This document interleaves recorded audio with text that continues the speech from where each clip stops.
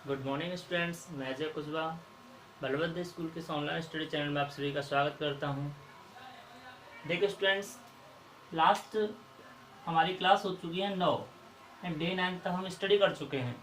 इसमें हमने क्या पढ़ चुके हैं? हम दैनिक जीवन में रसायन, दैनिक जीवन में रसायन ये चैप्टर हमारा कंप्लीट हो चुका है पिछली 9 क्लासों में, जिसमें हमने अम्ल, क्षार और लवण के गुणों के बारे में, वो किस प्रकार से अभिक्रिया दर्शाते हैं और उनके क्या क्या उपयोग है, इन सब का विस्तार पूर्वक अध्ययन किया था।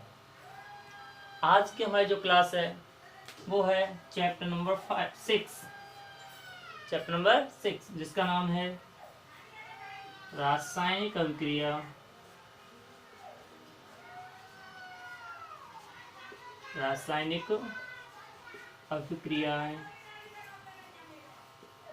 एवं उत्प्रेरक। आज की क्लास में हम पढ़ने वाले हैं रासायनिक अभिक्रियाएं और उत्प्रेरक।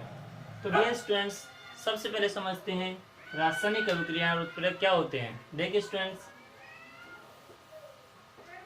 सबसे पहले समझते हैं रासायनिक अभिक्रियाओं के बारे में।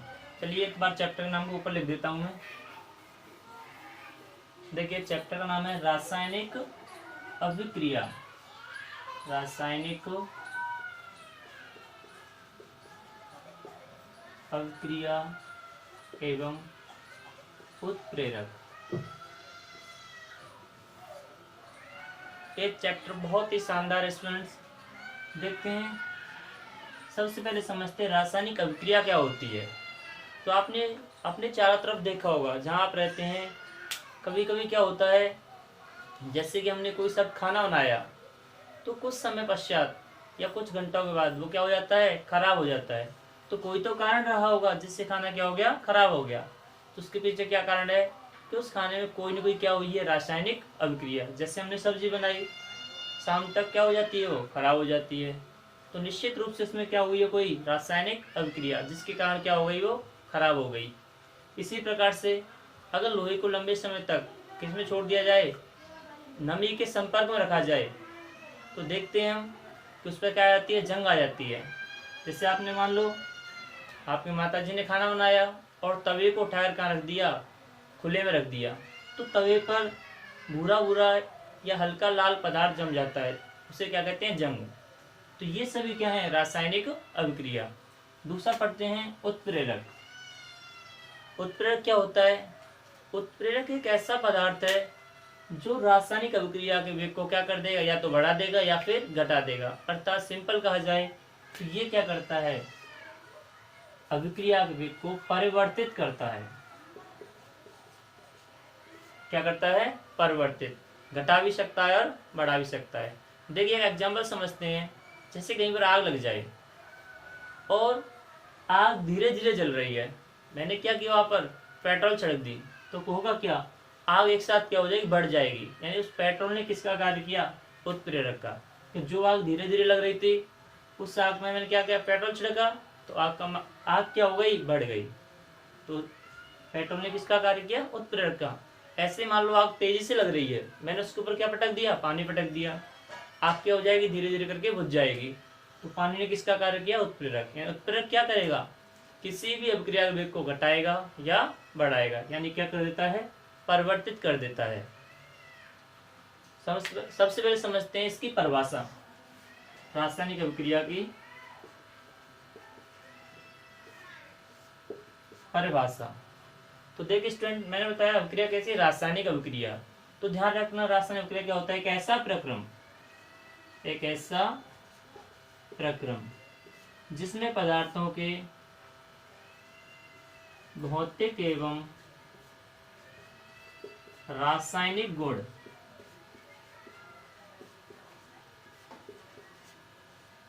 क्या हो जाते हैं, परिवर्तित हो जाते हैं। क्या कहलाती है, रासायनिक अभिक्रिया। एक ऐसा प्रक्रम जिसमें पदार्थों के भौतिक एवं रासायनिक गुण परिवर्तित हो जाते हैं, रासायनिक अभिक्रिया कहलाता है। या फिर पदार्थों के भौतिक एवं रासायनिक गुणों में परिवर्तन होना ही क्या है, रासायनिक अभिक्रिया। मुख्य रूप से क्या है, भौतिक गुणों से इतना इम्पोर्टेंट नहीं है, मुख्य क्या है हमारा, रासायनिक गुण। की अभिक्रिया कौन सी? रासायनिक अभिक्रिया। तो बोल सकते हैं हम पदार्थों में रासायनिक परिवर्तन का होना ही क्या कहलाता है? रासायनिक अभिक्रिया। या फिर पदार्थों के रासायनिक गुणों में परिवर्तन का होना क्या है? रासायनिक अभिक्रिया। अब देखते हैं परिवर्तन। एक वर्ड आया है क्या? परिवर्तन। तो देखिए परिवर्तन दो प्रकार से होते हैं, या तो क्या बदलेगा? भौतिक गुण, या क्या बदलेगा? रासायनिक गुण। इन्हीं के आधार पर परिवर्तन कितने रखे गए हैं? दो। कितने रखे गए हैं? दो। देखिए स्टूडेंट, दो परिवर्तन कौन कौन से हैं? पहला परिवर्तन है भौतिक परिवर्तन। भौतिक परिवर्तन। अभी आपको बताया मैंने भौतिक गुणों का बदलना। नाम दिख रहा है भौतिक परिवर्तन, यानी इसमें केवल क्या बदलेगा? भौतिक गुण। यानी कि एक ऐसा परिवर्तन जिसमें पदार्थों के कौन से गुण बदलते हैं? भौतिक गुण। जैसे कि उसका रंग बदल सकता है, उसकी अवस्था बदल सकती है, उसकी गंध बदल सकती है। ये सभी क्या? उसके भौतिक गुण। यानी कि ऐसा परिवर्तन जिसमें केवल पदार्थों के भौतिक गुणों में परिवर्तन होता है। या फिर एक ऐसा परिवर्तन जिसमें पदार्थ के भौतिक गुण जैसे कि रंग, अवस्था अथवा गंध आदि में परिवर्तन होता है, क्या कहलाता है? भौतिक परिवर्तन। यहाँ पर रासायनिक गुणों से कोई मतलब नहीं है। भौतिक परिवर्तन केवल क्या बदलता है? उसके भौतिक गुण बदलते हैं। यानी उसका रंग बदल सकता है, वो किस अवस्था में, ठोस, द्रव या गैस, ये अवस्था बदल सकती है। या उसका गंध कैसी है, यानी कि उसकी स्मेल क्या है, ये भी परिवर्तित हो सकती है। तो क्या कहलाएगा? भौतिक परिवर्तन। जैसे कि एक एग्जाम्पल समझते हैं। ये किसका फॉर्मूला है? H2O। आप सभी जानते हो इसे हम क्या बोलते हैं? जल। और एक ऐसा पदार्थ है जो प्रकृति में प्राकृतिक रूप से तीनों अवस्थाओं में मिलता है। कौन कौन सी अवस्था में? ठोस,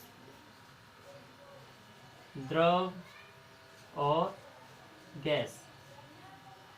H2O प्राकृतिक रूप से ही तीनों अवस्थाओं में है। कौन कौन सी अवस्था में? ठोस, द्रव और गैस में। जैसे कि अगर हम बात करें अंटार्कटिका महाद्वीप, तो वहां पर जल क्या है? ठोस अवस्था में जमा हुआ है बर्फ के रूप में। या हम ध्रुवों की बात करें तो वहां पर भी किस रूप में है? बर्फ के रूप में, यानी ठोस अवस्था में। और घरों में जो यूज लेते हैं हम, वो किस अवस्था में है? द्रव अवस्था में, पीने का आता है और अन्य घरेलू कार्यों में आता है। वो किस अवस्था में है? द्रव अवस्था में। नदियों में तालाब भरा हुआ, वो भी किस अवस्था में है? द्रव अवस्था में। करते हैं गैस। अब जो गैस अवस्था कैसे मिलता है? जैसे महासागर है, उस पर क्या पड़ा? सूर्य का प्रकाश पड़ा, पानी क्या हो जाएगा? गर्म हो जाएगा। और गर्म होकर के वो किसके रूप में जाएगा? वाष्प के रूप में। कहाँ उठ जाएगा? ऊपर उठ जाएगा। पानी जैसे गर्म होगा, जैसे मान लो यहाँ पर क्या था? एक महासागर था जिसमें क्या भरा हुआ था? पानी। इस पर क्या पड़ा? सूर्य का प्रकाश पड़ा, पानी क्या होगा? गर्म होगा, कहाँ जाएगा? ऊपर। है किस अवस्था में आ गया वो? गैस अवस्था में। किस अवस्था में आ गया? गैस अवस्था में। तो जल एक ऐसा पदार्थ है जो प्राकृतिक रूप से ठोस, द्रव और गैस तीनों अवस्था में पाया जाता है। चलो देखते हैं कि जल में भौतिक परिवर्तन कैसे हो सकता है। देखिए स्टूडेंट, मैं इसकी तीनों अवस्था लिख लेता हूं। ये है इसकी ठोस अवस्था। मान लो जल किस अवस्था में है? H2 यहाँ पर है ठोस अवस्था में, और यहाँ पर H2 है किस अवस्था में? द्रव अवस्था में। और लास्ट में ले लिया मैंने किस अवस्था में? गैस या वाष्प अवस्था में। देख स्टूडेंट, मान लो मैंने फ्रीज से एक बर्फ का टुकड़ा निकाला जो किस अवस्था में? ठोस अवस्था में। मैंने उसको क्या किया? खुले में रख दिया कुछ समय के लिए, या फिर क्या कर दिया? उससे गर्म कर दिया। क्या कर दिया? गर्म। जो ठोस अवस्था में वो किसमें बदल जाएगा? द्रव में। अगर मान लो मैं इसको और गर्म कर दूं, क्या कर दूं? इसको और गर्म कर दूं, तो यही किस में बदल जाएगा? गैस में बदल जाएगा। अब इस गैस को जो वाष्प बनी है उसका क्या किया मैंने? संघनन कर दिया, यानी ठंडा कर दिया। संघनन का मतलब क्या है? मैंने उस गैस को क्या कर दिया? ठंडा कर दिया। तो वापस क्या मिल जाएगा मुझे? द्रव। और द्रव को दोबारा से मैंने क्या कर दिया? ठंडा कर दिया, फ्रीज के अंदर रख दिया। दोबारा क्या बन जाएगा? ठोस अवस्था में आ जाएगा। तो देखिए सबसे पहले क्या था, ठोस बर्फ का टुकड़ा था जिसको मैंने गर्म किया था, क्या मिला था हमने, जल या द्रव अवस्था में पानी मिला था। ध्यान रखना ये H2 किस अवस्था में है, द्रव अवस्था में, जल के रूप में है, एक इसके रूप में है, बर्फ के रूप में है, और एक इसके रूप में है, वाष्प रूप में है। जब मैं ठोस को गर्म किया तो मुझे द्रव अवस्था में क्या मिला, H2 यानी जल मिला। फिर मैंने इसको और ज़्यादा गर्म किया तो द्रव किस में चेंज हो गया, गैस में, और क्या मिली मुझे, वाष्प। तो वाष्प का मैंने किया संघनन किया, या इसको मैंने क्या कर दिया, ठंडा कर दिया, और मुझे क्या मिल गया, दोबारा से जल मिल गया, या द्रव अवस्था प्राप्त हो गई। अब मैंने उसको उठाकर किस में रख दिया, फ्रीज में। फ्रीज में ठंडा होने के बाद कैसा बन जाएगा, वो बर्फ बन जाएगी। तो देखिए इसकी क्या बदल गई अवस्था, पहले कौन सी अवस्था थी, ठोस, फिर किस में चेंज हुआ, द्रव में, और किस में चेंज हो गया, गैस में। तो अभी बताया था केवल कौन सा गुण बदला है, भौतिक गुण। क्यों, बर्फ बनने पर भी हुआ H2 ही रहेगा फॉर्मूला, जल के रूप में भी क्या है वो H2 रहेगा, और वाष्प के रूप में भी क्या रहेगा, H2। यानी इसके रासायनिक संगठन में कोई परिवर्तन नहीं होगा। और जब तक रासायनिक संगठन में परिवर्तन नहीं होगा, परिवर्तन क्या कहलाएगा, भौतिक परिवर्तन। तो हम कह सकते हैं पदार्थों में होने वाला ऐसा परिवर्तन जिसमें केवल उसके भौतिक गुणों में परिवर्तन होता है, क्या कहलाता है, भौतिक परिवर्तन। इसके अन्य एग्जाम्पल भी आप देख सकते हैं, जैसे कि ये तो हो गया क्या, द्रव का, सॉरी, जल का ठोस, द्रव और गैस अवस्था में बदलना, क्या कहलाता है, भौतिक परिवर्तन। या बर्फ का पानी में बदलना, या पानी का बर्फ में जमना, पानी का गैस में बदलना, या गैस का पानी में बदलना, ये सभी क्या हैं, भौतिक परिवर्तन। दूसरा बात करते हैं, कागज का फाड़ना, कागज का फटना है, कागज का फाड़ना। मैंने कागज लिया एक, उसको क्या करते, फाड़ दिया। फटने के बाद भी तो क्या है, वो कागज ही है, पहले भी लिखने का कार्य रहा था, अब भी किसका कार्य कर रहा, लिखने का। तो उसके केवल क्या बदला, भौतिक परिवर्तन हुआ। पहले हो सकता है उसका साइज बड़ा था, अब साइज क्या हो गया, छोटा। लेकिन उसका जो रासायनिक संगठन था वो कैसा रहा, पहले की तरह ही रहा। तो ये भी कैसा परिवर्तन है, भौतिक परिवर्तन। ये स्टूडेंट्स, इसके अलावा दो एग्जाम्पल आपको मैंने बता दिए, इसके अलावा आपको जितने भी एग्जाम्पल आते हैं उनका कमेंट सेक्शन में आपको आंसर देना है, यानी भौतिक परिवर्तन और कौन कौन से होते हैं, इसका आपको कमेंट सेक्शन में आंसर देना है। चलिए अब चलते हैं रासायनिक परिवर्तन।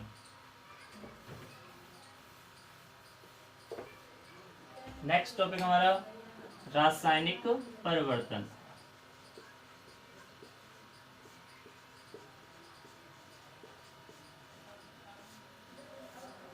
देखो नाम से पता चल रहा है इसमें क्या बदलने वाले हैं, पदार्थ के रासायनिक गुण। भौतिक गुण तो बदलेंगे, लेकिन साथ में क्या बदल जाएंगे, रासायनिक गुण। तो हम कह सकते हैं पदार्थों में होने वाला ऐसा परिवर्तन जिसमें पदार्थ के भौतिक एवं रासायनिक गुण क्या हो जाते हैं, परिवर्तित हो जाते हैं। पदार्थों में होने वाला ऐसा परिवर्तन जिसमें पदार्थ के भौतिक एवं रासायनिक गुण परिवर्तित हो जाते हैं, क्या कहलाता है, रासायनिक परिवर्तन। दोबारा समझते हैं, पदार्थों में होने वाला एक ऐसा परिवर्तन जिसमें पदार्थों के भौतिक गुणों के साथ साथ उसके रासायनिक गुण भी बदल जाते हैं, क्या कहलाते हैं, रासायनिक परिवर्तन। एग्जाम्पल समझते हैं, जैसे कि दूध का दही में जमना, दूध का दही में बदलना। देखिए स्टूडेंट्स, हमने दूध लिया और उससे क्या बना ली, दही। अगर दूध से हमें क्या मिल गई, दही, दूध के गुण क्या थे, अलग, और दही के गुण क्या हैं, अलग। यानी इसका क्या बदल गया, रासायनिक गुण बदल गए, इसके गुण क्या हो चुके हैं, रासायनिक बदल चुके हैं। तो ये कैसा परिवर्तन है, रासायनिक परिवर्तन। ऐसे ही लोहे पर जंग लगना, लोहे पर जंग लगना, लोहे पर जंग लगना भी क्या है, एक रासायनिक परिवर्तन है। मान लो एक एग्जाम्पल समझते हैं, कोयले का जलना। देखो उसने एग्जाम्पल समझते हैं रासायनिक अभिक्रिया के माध्यम से, कोयले का दहन या जलना बोल सकते हैं हम, कोयले का दहन। आप सभी जानते हो कोयला क्या है, कार्बन का रूप है। किसका रूप है, कार्बन का। और कार्बन को किससे व्यक्त करते हैं हम, सी से। प्लस कोई वस्तु जलती है तो कौन से गैस की उपस्थिति जलती है।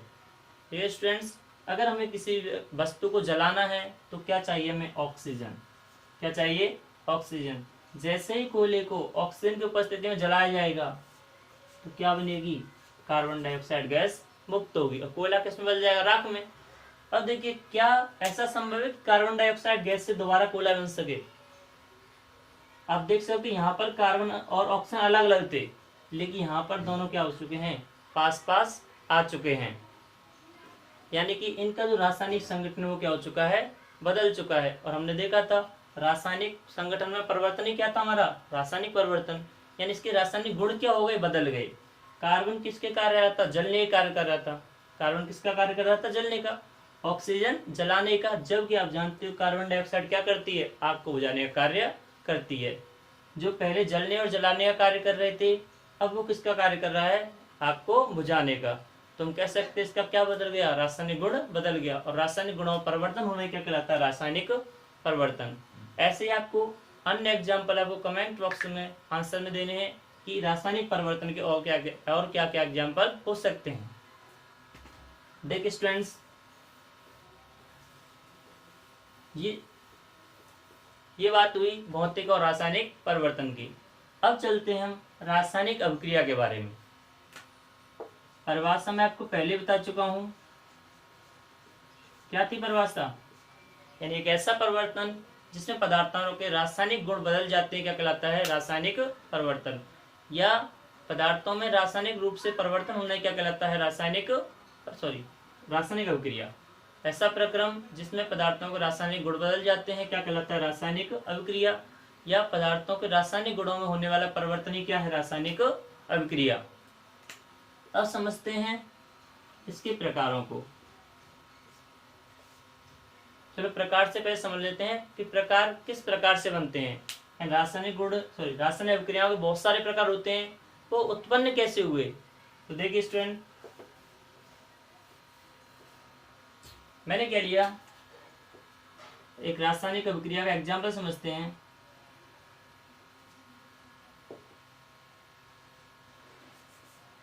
देखिए स्टूडेंट, पहले परिभाषा समझते हैं जो मैं आपको पहले बता चुका हूं। क्या थी परिभाषा, एक ऐसा प्रक्रम जिसमें पदार्थों के रासायनिक गुण क्या हो जाते हैं, बदल जाते हैं, या उसके रासायनिक गुणों में क्या होता है, परिवर्तन होता है, क्या कहलाती है, रासायनिक अभिक्रिया। या हम कह सकते हैं पदार्थों के रासायनिक गुणों में परिवर्तन होना क्या है, हमारा रासायनिक अभिक्रिया। जैसे एग्जाम्पल समझते हैं, एक मैं लिया मैग्नीशियम और उसको किसकी उपस्थिति में जला दिया, ऑक्सीजन की उपस्थिति में। जब मैग्नीशियम को ऑक्सीजन की उपस्थिति में जलाया जाता है तो क्या बनता है, मैग्नीशियम ऑक्साइड बनता है। यानी मैग्नीशियम ऑक्साइड क्या बन जाती है, राख बन जाती है। ये होगी हमारी रासायनिक अभिक्रिया। मैग्नीशियम को ऑक्सीजन की उपस्थिति में जलाने पर मैग्नीशियम ऑक्साइड प्राप्त होता है। अब इसका देखते हैं समीकरण।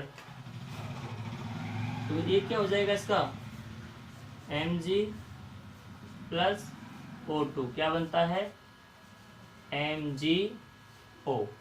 क्या बनता है, Mg प्लस O2 बनता है MgO। लेकिन यहाँ पर O कितना है, 2, और यहाँ पर कितना है, 1, इसलिए मैंने यहाँ पर क्या लगा दिया, 2। यहाँ 2 लगाते Mg कितना हो चुका है, 2, तो यहाँ मुझे कितना लगाना पड़ेगा, 2। तो डियर स्टूडेंट्स ध्यान रखना, तीर के पहले और तीर के बाद परमाणुओं की संख्या अर्थात द्रव्यमान कैसा रहता है, समान रहता है। अब समझते हैं द्रव्यमान समान कैसे रहता है। तो देखिए स्टूडेंट्स, Mg का द्रव्यमान होता है 24, लेकिन हमारे पास कितने Mg हैं, 2, तो द्रव्यमान कितना हो गया, 48। कितना हो गया, 48 प्लस एक ऑक्सीजन का कितना होता है, 16, लेकिन हमारे पास कितने हैं, 2, तो कितना हो गया इसका, 32। टोटल कितना हुआ, टोटल हो गया हमारे पास 80 AMU, या हम बोल सकते हैं ग्राम। एटॉमिक मास यूनिट, परमाणु द्रव्यमान इकाई, या मान सकते हैं इसका द्रव्यमान कितना है, 80 ग्राम। अब देखते हैं यहाँ पर 2 गुणा, या बोल सकते हैं 2 ब्रैकेट Mg कितने हैं हमारे पास, 1 है, और 1 का कितना था, 24। ऑक्सीजन कितना है, ये भी 1 है, और इसका कितना था, 16। लिख सकते हैं 2 गुणा 16 और 24, 16 और 24 कितने हो गए हमारे पास 40, 40 दूनी 80 ग्राम। ये देखिए पहले अभिक्रिया से पहले भी द्रव्यमान कितना था 80 ग्राम और अभिक्रिया के बाद भी द्रव्यमान कितना था 80 ग्राम। हम कह सकते हैं रासायनिक अभिक्रिया में रासायनिक गुणों में परिवर्तन तो होता है लेकिन द्रव्यमान में कोई परिवर्तन नहीं होता, यानी उसका द्रव्यमान क्या रहता है संरक्षित रहता है।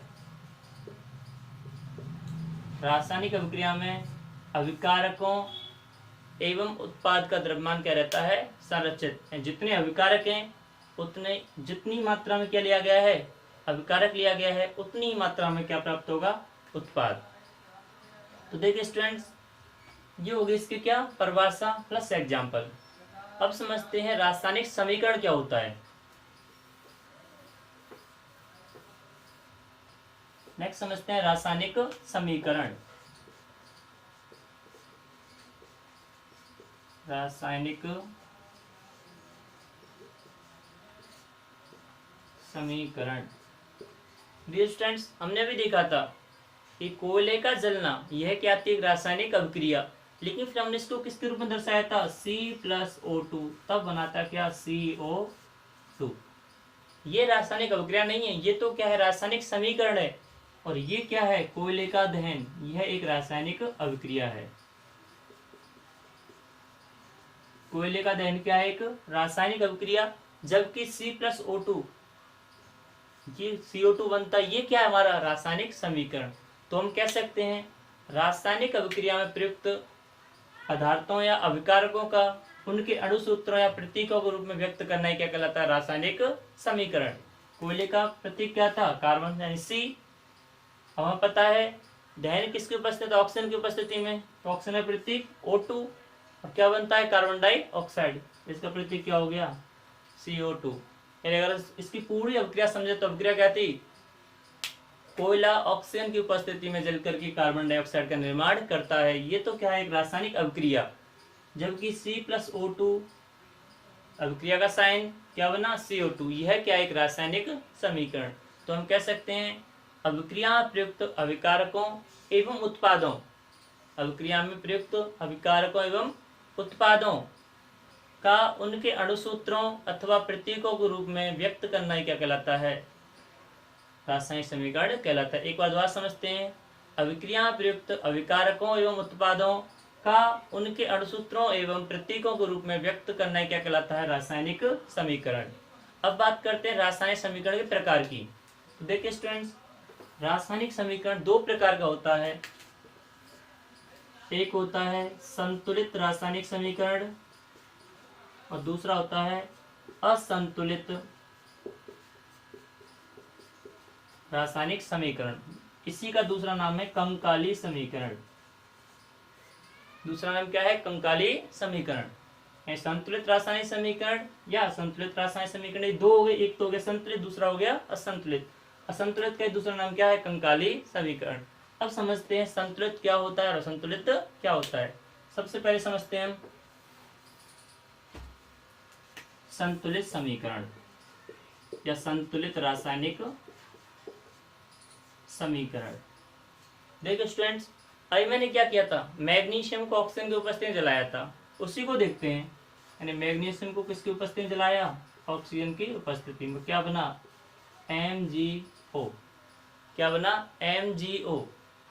ध्यान रखना मैंने बताया रासायनिक अभिक्रिया द्रव्यमान संरक्षण का क्या करती है पालन करती है, यानी द्रव्यमान में कोई परिवर्तन नहीं होता। जितना द्रव्यमान अभिकारकों का था उतना ही द्रव्यमान किसका रहेगा उत्पाद का।